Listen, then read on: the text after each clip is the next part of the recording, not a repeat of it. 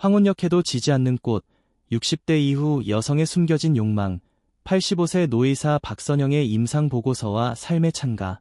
존경하는 여러분, 안녕하십니까? 95년이라는 긴 세월 동안 인간의 삶과 죽음을 가장 가까이에서 지켜봐온 노의사 박선영입니다. 제 삶은 마치 한 권의 거대한 책과 같습니다. 수많은 환자들의 웃음과 눈물, 희망과 절망이 그 안에 고스란히 담겨 있지요. 특히 노년의 삶은 제게 깊은 영감을 주었습니다. 황혼역에 접어든 그들의 모습 속에서 저는 삶의 진정한 가치와 건강의 소중함을 절실히 깨달았습니다.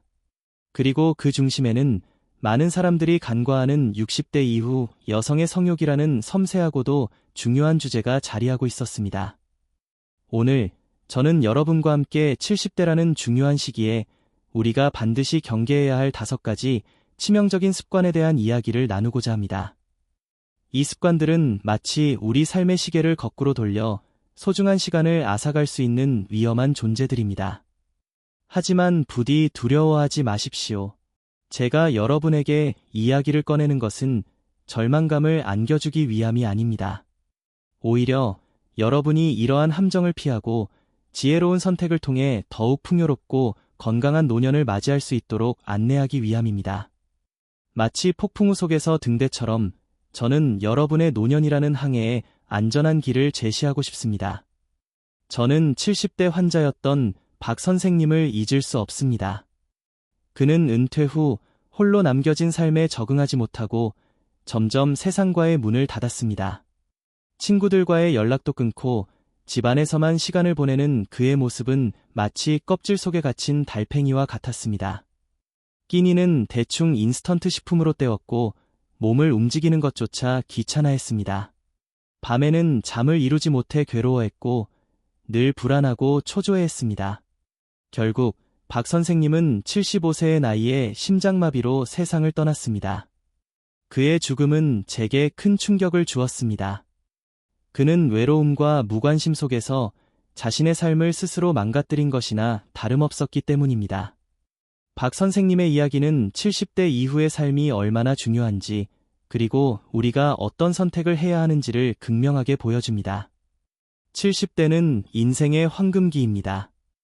젊은 시절의 열정과 중년의 노력을 통해 쌓아온 지혜와 경험은 그 어떤 보물보다 빛나는 가치를 지닙니다.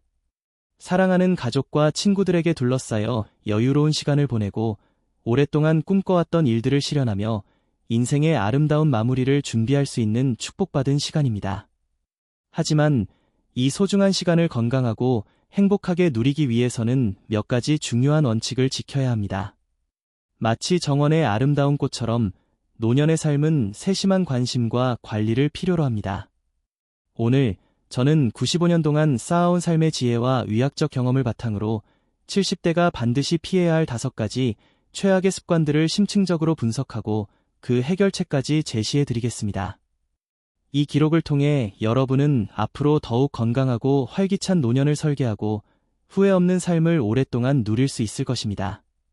마치 잘 그려진 한 폭의 그림처럼 건강, 인간관계, 긍정적인 마음가짐, 그리고 삶의 의미는 아름다운 노년을 완성하는 필수적인 요소들입니다.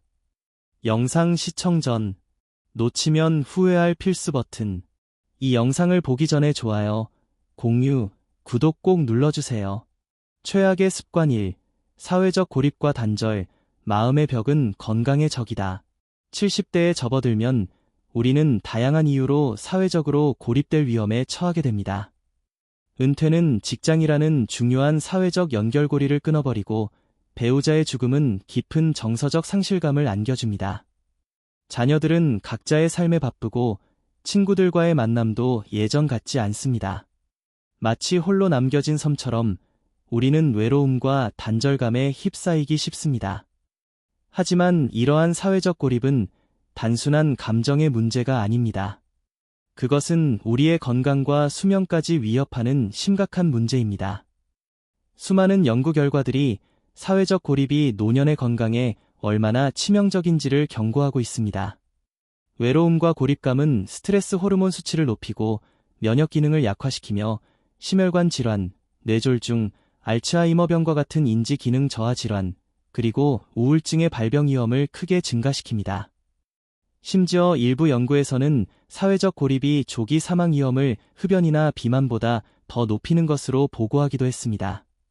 이는 사회적 연결이 단순히 정서적인 안정을 주는 것을 넘어 우리의 생존과 직결되는 필수적인 요소임을 의미합니다. 마치 생명선과 같이 인간관계는 우리의 삶을 지탱하는 가장 강력한 힘입니다. 제 환자였던 최 할머니는 72세의 남편과 사별한 후 깊은 슬픔에 잠겼습니다. 자녀들은 모두 타지에 살았고 친구들과의 교류도 뜸했습니다. 할머니는 점점 집 안에만 틀어박혀 지냈고 세상과의 소통을 단절했습니다. 식사는 제대로 하지 않았고 밤에는 잠을 이루지 못했습니다. 외로움과 우울감은 할머니의 건강을 급격히 악화시켰고 결국 몇 년 후 신부전으로 세상을 떠났습니다. 최 할머니의 사례는 사회적 고립이 얼마나 위험한지를 극명하게 보여줍니다. 그녀에게 필요한 것은 단순한 위로가 아니라 세상과 다시 연결될 수 있는 따뜻한 손길이었습니다. 만약 여러분이 현재 사회적 고립감을 느끼고 있다면 절대로 희망을 잃지 마십시오. 아직 늦지 않았습니다. 지금부터라도 적극적으로 세상과 소통하려는 노력을 시작해야 합니다. 먼저 오랫동안 연락하지 못했던 친구나 가족들에게 용기를 내어 전화하거나 찾아뵙는 것은 어떨까요? 작은 안부 전화 한 통이 있고 지냈던 소중한 관계를 회복하는 놀라운 기적을 만들 수 있습니다. 또한 지역사회의 다양한 모임이나 봉사활동에 참여하는 것도 좋은 방법입니다. 새로운 사람들을 만나고 공통의 관심사를 공유하면서 삶의 활력을 되찾을 수 있습니다. 취미 활동을 시작하거나 새로운 것을 배우는 것도 사회적 관계를 넓히는 데 도움이 됩니다. 중요한 것은 혼자라는 생각의 감옥에서 벗어나 적극적으로 세상과 소통하려는 의지를 갖는 것입니다. 마치 굳게 닫힌 문을 두드리는 것처럼 우리가 먼저 마음의 문을 열면 세상은 우리에게 따뜻한 미소와 함께 새로운 기회를 선사할 것입니다. 최악의 습관 2. 운동 부족. 몸은 움직여야 생명을 유지한다. 70대에 접어들면 많은 사람들이 이 나이에 무슨 운동이야 라고 생각하며 몸을 움직이는 것을 꺼려합니다.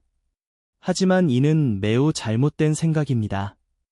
운동 부족은 노년의 건강을 심각하게 위협하는 또 다른 치명적인 습관입니다.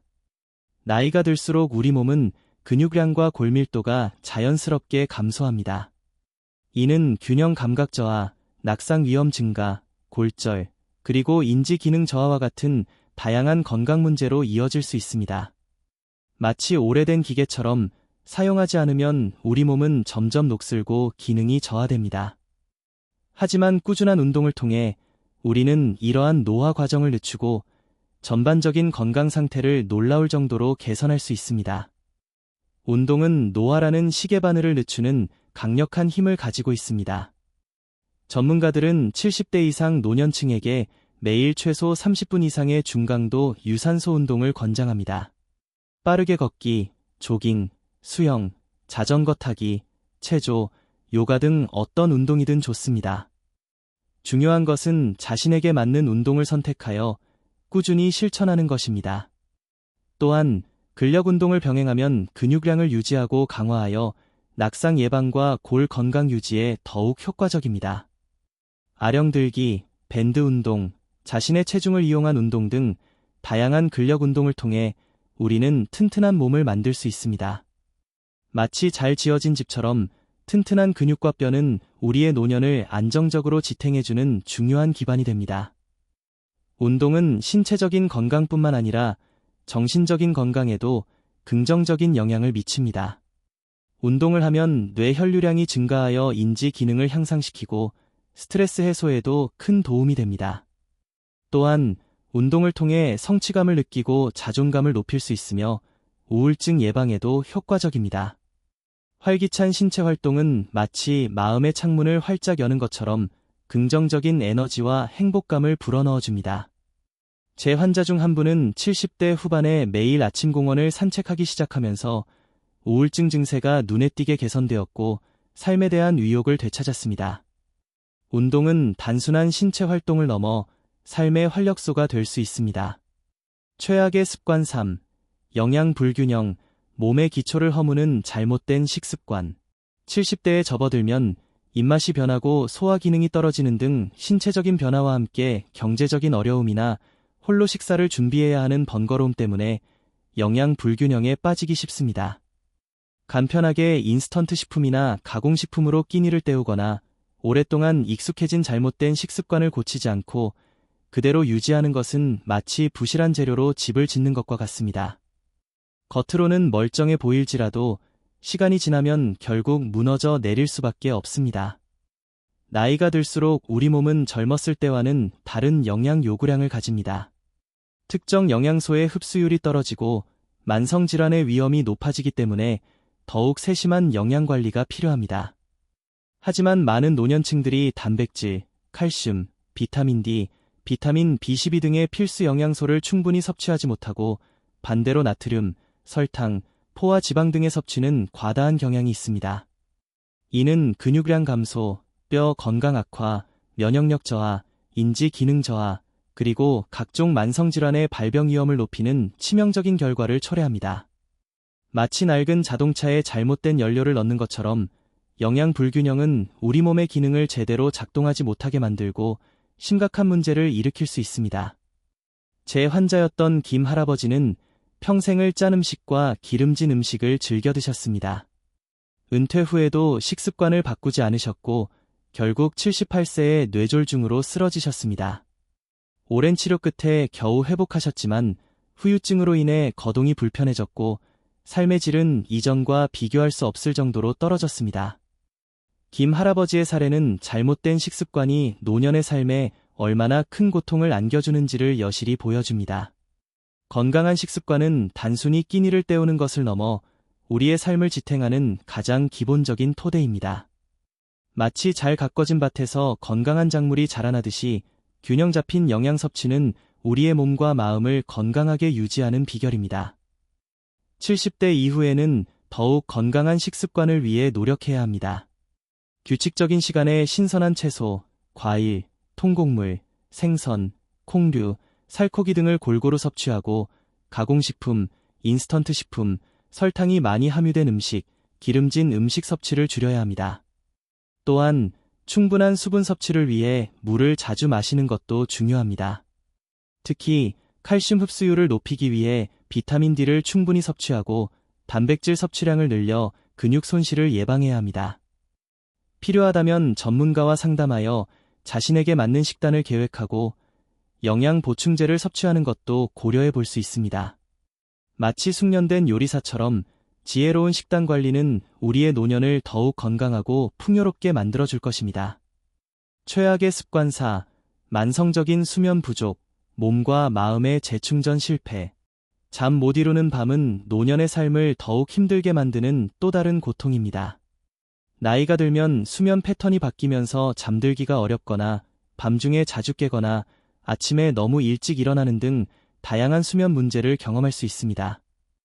하지만 많은 사람들이 나이가 들면 잠이 없어지는 건 당연하다라고 생각하며 수면 부족을 간과하고 방치합니다. 이는 마치 자동차 엔진을 쉬지 않고 계속 돌리는 것과 같습니다. 결국 과부하가 걸려 고장이 나듯이 만성적인 수면 부족은 우리 몸과 마음에 심각한 문제를 일으킬 수 있습니다. 수면은 단순히 피로를 회복하는 시간을 넘어 우리의 신체적, 정신적 건강에 필수적인 역할을 합니다. 잠을 자는 동안 우리 뇌는 낮 동안 쌓인 노폐물을 청소하고 기억을 정리하며 면역 시스템을 강화합니다. 충분한 수면은 인지 기능을 향상시키고 감정 조절 능력을 높이며 스트레스 해소에도 도움을 줍니다.